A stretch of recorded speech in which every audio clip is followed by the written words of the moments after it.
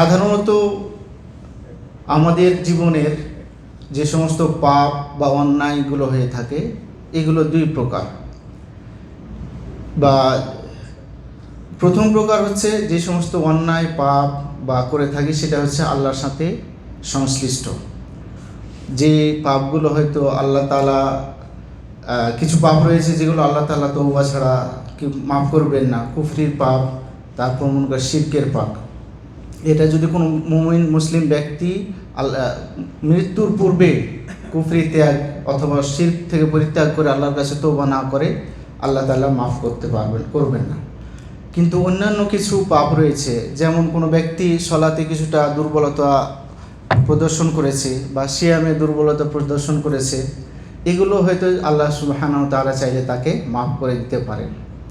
এগুলো হচ্ছে হুকুকুল্লাহ বা আল্লাহ তাআলার হক। আল্লাহ তাআলার সাথে যে এই হকগুলো সংশ্লিষ্ট আল্লাহর সাথে আল্লাহ তাআলা চাইলে এগুলো মাফ করে দিবেন। আর কিছু পাপ বা অন্যায় বা যে রয়েছে সেগুলো হচ্ছে বান্দার সাথে সংশ্লিষ্ট। ওগুলোকে বলা হয় হুকুকুল ইবাদ।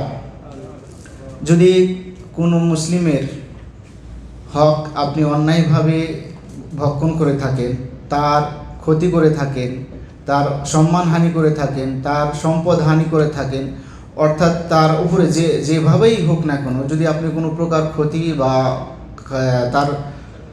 তার অন্যায় করে থাকেন, এই হকগুলো বান্দার সাথে সংশ্লিষ্ট, এগুলো আল্লাহ সুবহানাহু ওয়া তাআলা কখনোই মাফ করবেন না এবং এটা কাবিরা গুনার অন্তর্ভুক্ত। এবং এমনকি যদি কোনো ব্যক্তি মারা যায়, কার প্রতি ঋণ থাকে, এই জন্য রাসূল সাল্লাল্লাহু আলাইহি সাল্লাম বলতেন, তিনি পড়াইতেন না, সাল্লু আলা সাহিবিকুম, তোমরা তোমাদের সাথীর কী করো, প্রতি নামাজ আদায় করো। এই জন্য মুসলিমের হক, একজন মুমিনের হকটা অত্যাধিক গুরুত্বপূর্ণ এবং এই হকটাকে বিনষ্ট করা কাবিরা গুনার অন্তর্ভুক্ত। এবং কাবিরা গুনার অন্তর্ভুক্ত এমন কাবিরা গুনাহ যেগুলো আল্লাহ সুবহানাহু ওয়া তাআলা মাফ করবেন না যতক্ষণ না আপনি যার প্রতি অন্যায় করেছেন, যার প্রতি জুলুম করেছেন, যার সম্পদ হানি করেছেন, যার মাল হানি করেছেন, যার কাছ থেকে করেছেন তার কাছে যতক্ষণ পর্যন্ত ক্ষমা না নিবেন ততক্ষণ পর্যন্ত আল্লাহ সুবহানাহু ওয়া তাআলা সেগুলো কী করবেন না, ক্ষমা করবেন। এই জন্য আমাদের বিশেষ করে সকল হকের প্রতি যত্নশীল হব, বিশেষ করে হুকুকুল ইবাদ যেগুলো রয়েছে সেগুলো কী করব, আমরা আরও বেশি যত্নশীল হব। আল্লাহ রাসূল সাল্লাল্লাহু আলাইহি সাল্লাম বলতেছেন, কুল্লুল মুসলিমি আলাল মুসলিমি হারামুন দামুহু ওয়া মালুহু ওয়া ইরদুহু, যে প্রত্যেক মুসলমান অপর মুসলমানের উপর হারাম হচ্ছে তার রক্ত। কোনো ব্যক্তি অন্য কোনো মুমিন ব্যক্তির রক্তপাত ঘটাবে না, অন্যায়ভাবে কোনো রক্তপাত ঘটাবে না, এবং তার সম্পদ ও মালুহু, তার সম্পদ হানি করবে না, তার অন্যায়ভাবে জমি দখল করবে না, অথবা টাকা মেরে নেবে না, অথবা তার কাছ থেকে যে পাওনা পাবে সেই পাওনাটা সে কী করবে, তার কাছে ফিরিয়ে দিবে, সে অন্যায়ভাবে ভক্ষণ করবে না। এটা হচ্ছে ওয়া ইরদুহু, ওইরূপ সম্মান। আমরা সাধারণত যে একজন মুসলমানকে অন্য একজন মুসলমানকে তুচ্ছ বা অবমাননা, তার সম্মান হানি করতে দ্বিধাবোধ করি না। হয়তো কেউ টাকা পয়সা মেরে নেওয়ার ক্ষেত্রে হয়তো কিছুটা ইতস্ততা করি, কিন্তু তার গীবত করা, তার অসম্মান করা, তার সম্মান হানি করাটাকে এটা একবারে তুচ্ছই মনে করি না। কিন্তু এটা শরীয়তে একজন মুসলমানের সম্মান হানি করাটা হচ্ছে হারাম, এবং এটা শুধু হারাম নয়, এটা একটি বড় কাবিরা গুনার অন্তর্ভুক্ত হবে। এবং কিয়ামত দিবসে যদি সে তার কাছ থেকে এই যে সম্মানহানি করেছে, যদি তার কাছে সে গালি দেওয়ার মাধ্যমে হোক অথবা কথার মাধ্যমে হোক, যদি এটা মাপ না করিয়ে নিতে পারেন, তাহলে তাকে আপনার সওয়াব থেকে দেওয়া হবে। ওই কারণ এটা তার প্রতি জুলুমের অন্তর্ভুক্ত। জুলুমের কথা বলা হয়েছে যে ওয়াদউ শাইই আলা গায়রি মাহাল্লিহি, কোনো জিনিসকে তার স্থান থেকে যে স্থানে রাখা উচিত সেখানে না রেখে অন্য জায়গায় রাখা উচিত।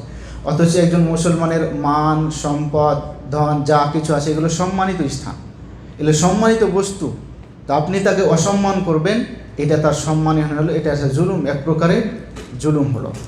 এই জন্য আর জুলুম করাটা আল্লাহ সুবহানাহু ওয়া তাআলা কী করেন না, পছন্দ করেন না। আল্লাহ সুবহানাহু ওয়া তাআলা একটি হাদিসে কুদসিতে বর্ণিত রয়েছে, আল্লাহ তাআলা বলতেছেন, ইন্নী হারামতু যুলমা আলা নাফসি ওয়া জাআলতুহু বাইনাকুম হারামান, আমার উপরে জুলুম করাটা আমি কি করেছি, হারাম করেছি, আমি নিষেধ করেছি। এবং কি বলতেছে, এবং তোমাদের মাঝেও পরস্পরে জুলুম করাটা হারাম, সুতরাং তোমরা পরস্পরে কি ফালা তাযালামু, তোমরা পরস্পরে জুলুম করো না।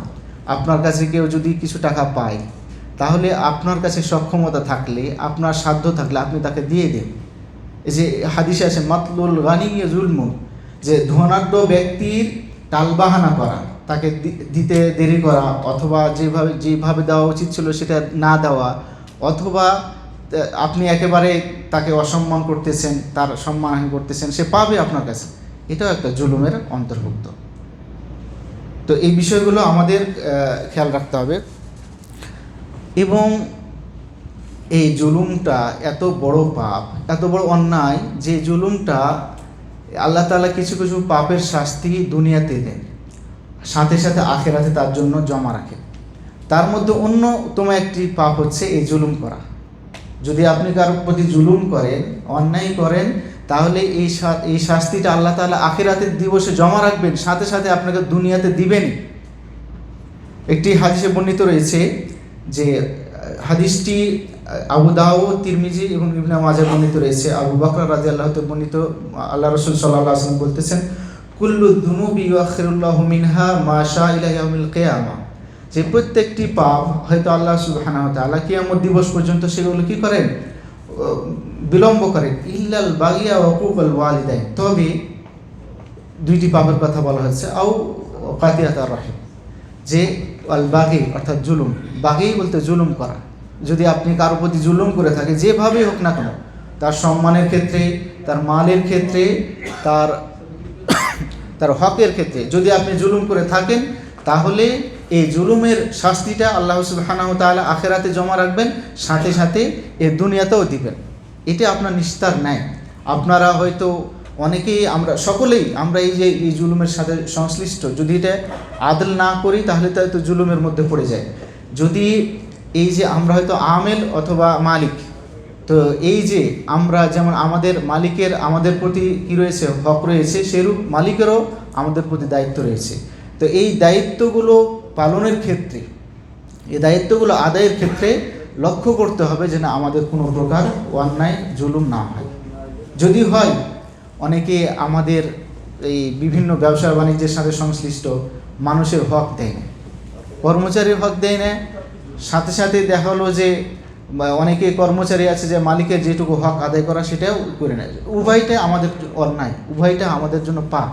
আবার অনেকে আছে, বিশেষ করে আমরা বাংলাদেশিরা, যে মানুষের অধিকার টাকা মেরে নিয়ে, এই যে একটা প্রবণতা রয়েছে, বা এটা অনেকের ক্ষেত্রে রাখছে। আল্লাহ তাআলা আমাদেরকে তা থেকে হেফাজত করুন। তো এই যে বিষয়গুলো হয়তো আল্লাহ সুবহানাহু ওয়া তাআলা বান্দাকে কিছুটা কি দিয়েছেন, অবকাশ দিয়েছেন, ঢিল দিয়েছেন, কিন্তু একেবারে ছেড়ে দেন। আল্লাহ তাআলা বান্দাকে কিছুটা অবকাশ দিয়েছেন, ঢিল দিয়েছেন, কিন্তু একেবারে কি করবেন না, তাকে ছেড়ে দিবেন। আল্লাহ তাআলা দেখবেন তাকে কোনো এক সময় তার সেই যে জুলুমের বদলা, প্রতিদান আল্লাহ তাআলা তার জীবদ্দশাতেই দিবেন। এটার কোনো মাপ নাই, এটার কোনো নিশ্চিত মানে কি নিস্তার নাই। রাসূল সাল্লাল্লাহু আলাইহি ওয়াসাল্লাম স্পষ্ট হাদিসে বলছেন। এখন দেখি যে আল্লাহ তাআলা তো দুনিয়াতেও দিলেন, আখিরাতের অবস্থা দেখুন। আখিরাত দিবসে যে আল্লাহ রাসূল সাল্লাল্লাহু আলাইহি সাল্লাম সাহাবীদেরকে উদ্দেশ্য করে বলতেছেন, আতাদরুনা মাল মুফলিস, আচ্ছা তোমরা কি জানো যে নিঃস্ব অসহায় ব্যক্তিকে তোমরা কি জানো, বা অসহায়ত্বটা কি? তখন সাহাবীগণ বললেন যে আল মুফলিসু ফিনা মান লা দিরহাম লাহু ওয়ালা মাতা, হে আল্লাহ রাসূল, আমাদের মাঝে অসহায় নিঃস্ব ব্যক্তি ওই ব্যক্তি যার কোনো টাকা পয়সা নাই, যার কোনো পাথেও নাই, খাদ্যদ্রব্য নাই, তাই সেই ব্যক্তি নিঃস্ব, অসহায়। তখন আল্লাহ রাসূল সাল্লাল্লাহু আলাইহি ওয়াসাল্লাম বলতেছে না, ফাকাল ইন্নাল মুফলিসা মিন উম্মতি ইয়াতি ইয়াউমাল কিয়ামাতি বিসসালাতিন ওয়া সিয়ামিন ওয়া যাকাত, যে আমার উম্মতের মধ্যে আসে যে কিয়ামত দিবসে তার সালাত আছে, সিয়াম আছে, যাকাত আছে, মানে এগুলো সব আল্লাহ তাআলার সংশ্লিষ্ট অধিকার আছে। তো মানে সিয়াম আদায় করছে মাশাআল্লাহ, সাথে সাথে নফল সিয়াম আদায় করছেন, সলাত আদায় করছেন, সাথে সাথে হয়তো তাহাজ্জুদের সলাত আদায় করতেছেন, আরও নফল সলাত আদায় আছে। আবার জাকাত দিয়েছেন, সাথে সাথে এমনি সাধারণ সাদকাও করেছেন।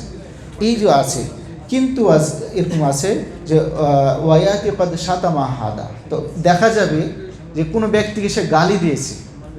একটি গালি দেওয়াটা তো মনে হইতেছে কারো অগোচরে হলে এটা খুব একটা খারাপ দেখায় না, কিন্তু না বড় মনে হইতেছে না, কিন্তু বলছে যে কাউকে একটা গালি দিয়েছে।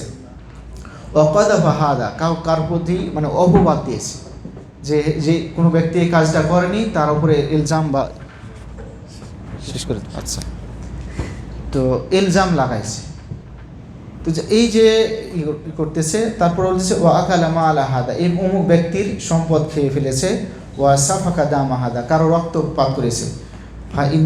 দেব বলছে ওয়াদারাবা হাদা, কাউকে আঘাত করেছে, ফা ইউতা হাদা মিন হাসানাতি, এই যে যতগুলো পাওনাদার আছে, যতগুলো তার কাছে পাবে, গালিদাতা, অপবাদদাতা, তার মাল অন্যায়ভাবে ভক্ষণ করেছে, প্রত্যেককে অধিকার দেওয়া হয়ে যাবে। তাদের কী হবে, ওই যে দিয়েছিল তারা পাপ যেগুলো পুণ্য রয়েছে সেগুলো তাদেরকে দেওয়া হয়ে যাবে।